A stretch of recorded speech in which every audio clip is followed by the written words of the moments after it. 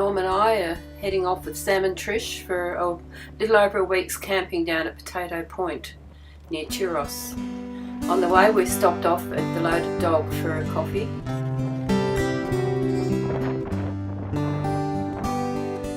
We booked into the beautiful Beachcomber holiday park, which is in the Eurobodalla National Park. By the time we set up camp, the sun had gone down, just in time for Norm to enjoy a beer and appreciate the scene from camp, as well as get to meet the locals who came past. It was lovely sitting there watching the sun setting in the clouds and moonrise. Of course, camp's never completed until the fire's going, and it didn't take us long to have that happening as well. It was lovely sitting beside the fire, just relaxing. It was such a glorious morning that I couldn't stay in bed, so I was up long before the others and took a walk along the beach. There's Normie. I've just had a lovely walk up the beach. The water's so warm. Believe it or not, it is gorgeous. There's camp. No movement from Sam and Trish. Hey, little gorgeous. Oh, you're beautiful. You're going to move. You're going to come say hello. Hello, Wally. Hello. You funny little thing. A pair of sea eagles kept us entertained for ages with their aerial acrobatics and warfare.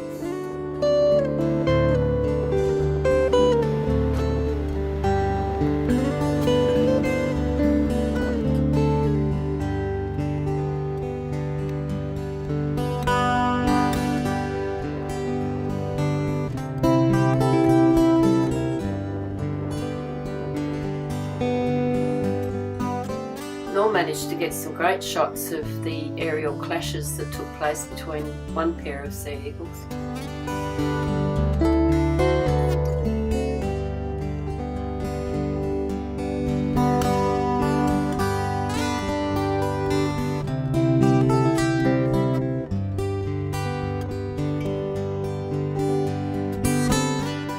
Some ospreys also joined in the aerial combat. It was very exciting to watch.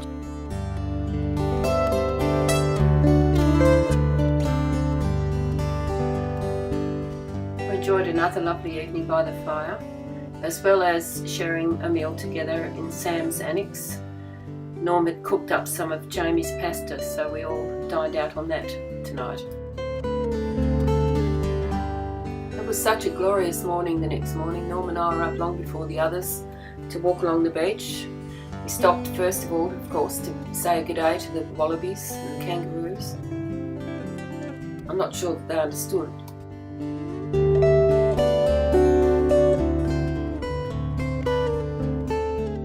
So good for the soul to walk along the beach early in the morning like we were able to. We're so blessed.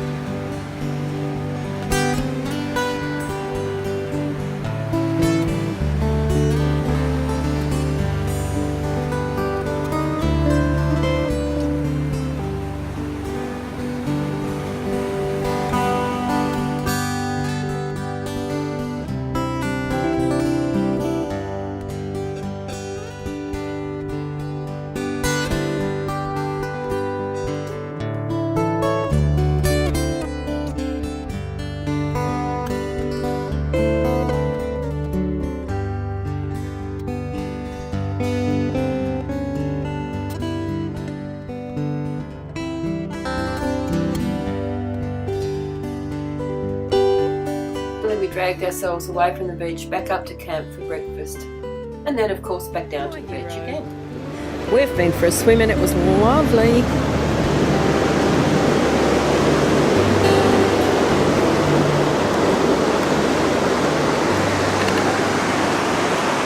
Sam and Tricia testing the waters. While I stayed on the beach enjoying the sunshine, Norm took a walk around on the rocks and found a few beautiful artistic shots up there.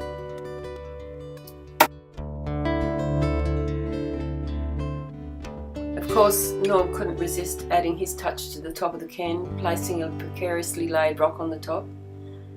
And who couldn't think that Picasso had been through here and shaped this one?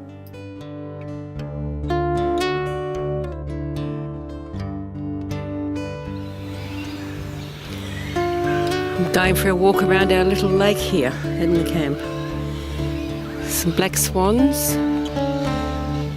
some ducks, kangaroos sunning themselves on the bank.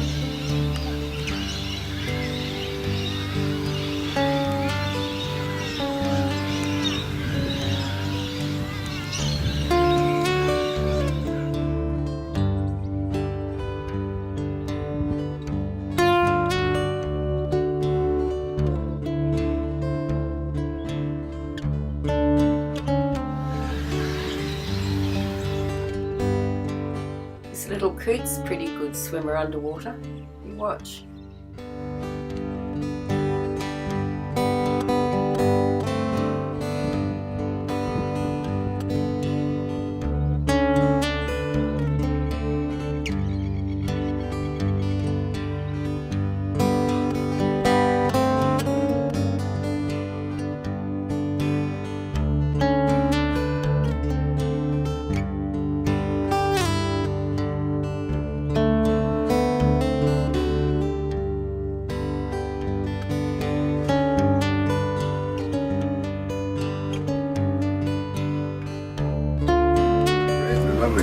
We're doing it tough over here. We've got prawns, freshly baked bread straight out of the oven,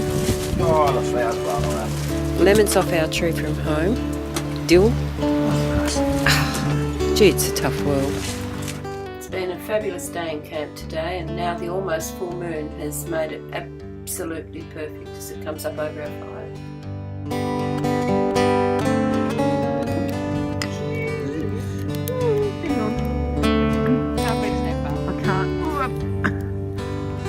Oh, there we go. Cheers.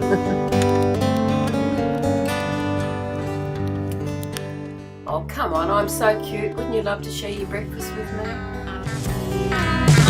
She's a must to avoid, a complete impossibility. We enjoyed another lovely day on the beach with the seagull and playing with this crab in the rock pool.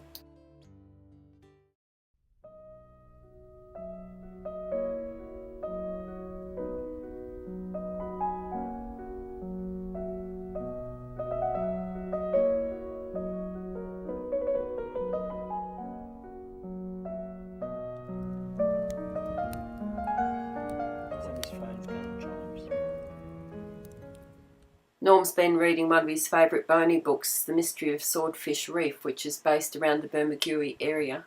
And so today we took off down there to visit some of the sites of the mystery.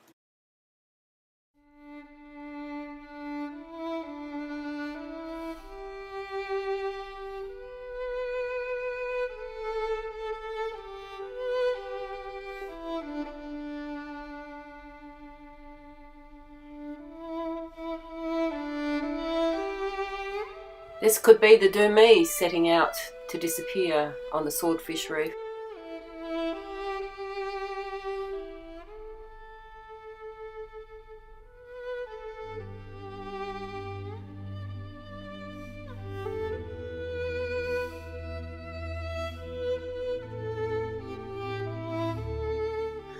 This is the hotel that Boney stayed in the book, but no doubt Arthur Upfield, who wrote this story, also stayed there when he was researching his book. And the old police station, little tiny weeny white shack.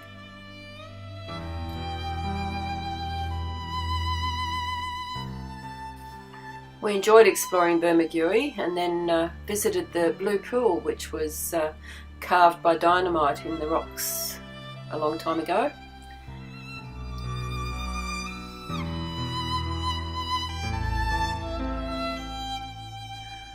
On our way out to Tilba, we visited Camel Rock. I wonder why they called it that. In Tilba, we dined at the Dromedary Hotel before heading back to camp.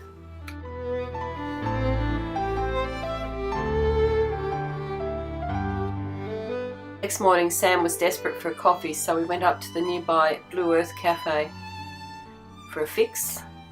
It was a bit sunny, so Norm borrowed my hat.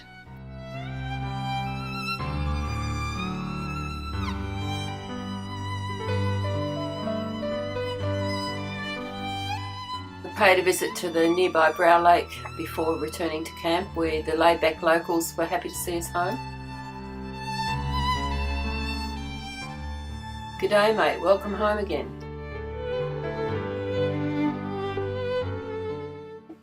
And good night to you all. On Sunday the 22nd of May we headed south to Dalmeny and beyond.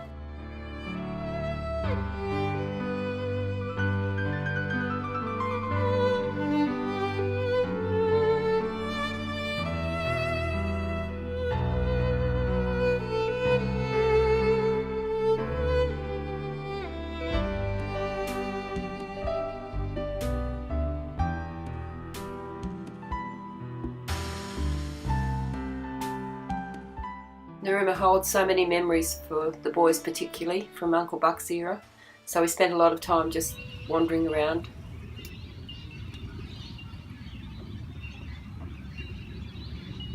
Wouldn't it be wonderful to go for a cruise in this beautiful cat?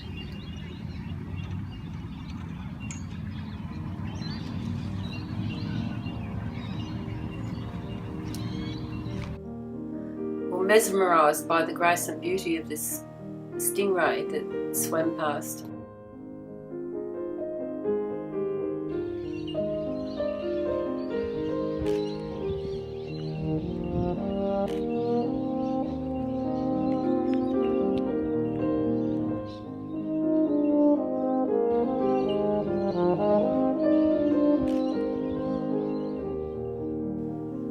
This is called the Hole in the Rock, but I prefer to call it Australia Rock. Can you see the resemblance? We were entertained for ages by the antics of these seals who live amongst the rocks that form the protective barrier along the channel that leads shipping in and out of the Narooma harbour. This big bully on the right had a real attitude happening. He didn't want to share his rock with anybody.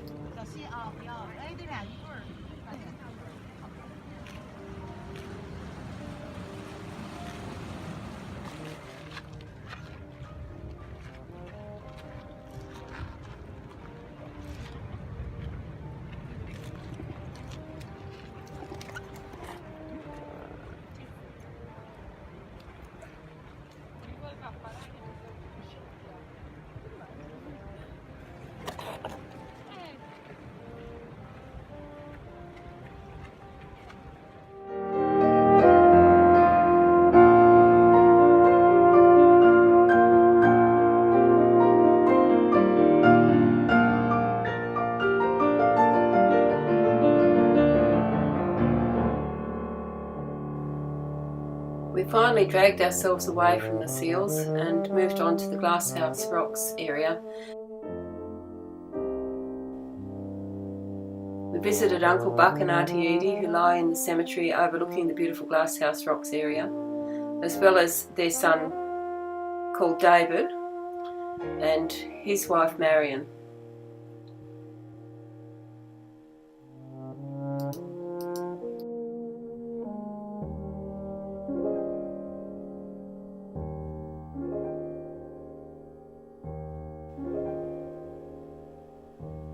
As usual, we had to pay a visit to Buck's Lookout, overlooking Narooma, before having a lovely drive back through the forests to camp. It was our last night in camp, so I took a final walk along the beach, where I came across this awesome natural sculpture. And then we all sat around the fire as the absolutely full moon rose over our last camp for this trip.